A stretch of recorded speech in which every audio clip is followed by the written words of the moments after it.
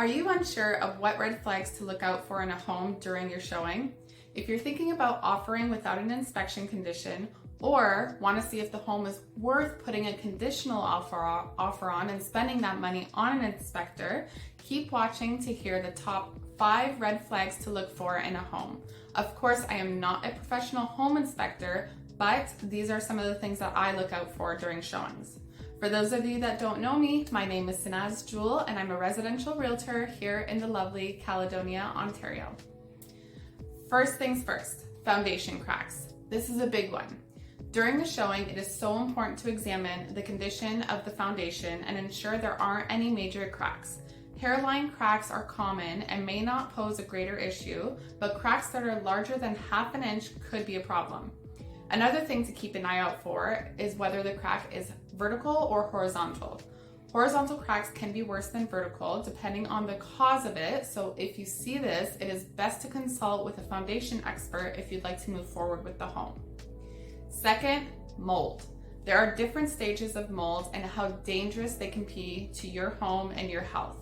Although, no matter how bad it is always a good idea to have it dealt with.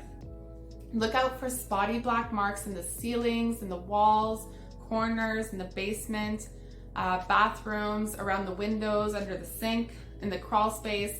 If it is bad, you'll likely be able to smell it. If you do find mold, that may be a sign of a leak of some sort, so be sure to get a mold expert to examine and present a remedy so that you can decide if it is worth it or not for you. Next, water stains. Keep an eye out for yellowish, brownish staining on the walls, ceilings, and foundation. If you touch the stain and it is moist, then you know for sure that this is probably an active moisture issue. If it is dry, then it could be a previous issue that has been remedied and no longer poses a threat. Either way, if you see any signs of water damage, it could be a sign of plumbing issue or leak. It is best to contact a professional to check where the source of the water damage is coming from to protect yourself from any future surprises. Next, the roof. This can be a very expensive fix, so it is so important to examine it carefully. If the roof hasn't been replaced in a while, if there are any shingles that are curling up, or if there are any shingles that are missing, you'll want to get an expert to investigate this further. You can typically see the condition of the roof from the listing photos, especially if there are drone shots, but it is a good idea to do a visual inspection from the ground during your showing. I am not suggesting getting on the roof. If you do see any signs that the roof might need to be replaced soon, it is best to contact a roof inspector to let you know the lifespan remaining on the roof before buying the home. Lastly, as-is properties.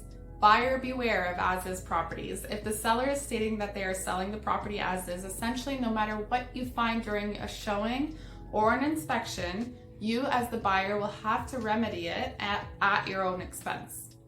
Another reason a seller might be selling a property as is if it's an estate sale and the executors selling the property have not lived in it and do not know the state of the property and if there are any issues to disclose. I hope these 5 red flags to look out for during your next showing were helpful and can help you decide whether you'd like to move forward on a house or not.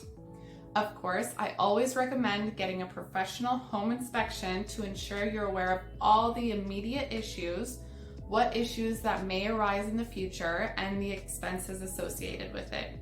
If you found this helpful, be sure to check out my previous 2 videos where I talk about 5 things to prepare for before putting in an offer and the 5 biggest mistakes home buyers make. In my next video series, I'll be focusing on selling in today's market, so stay tuned.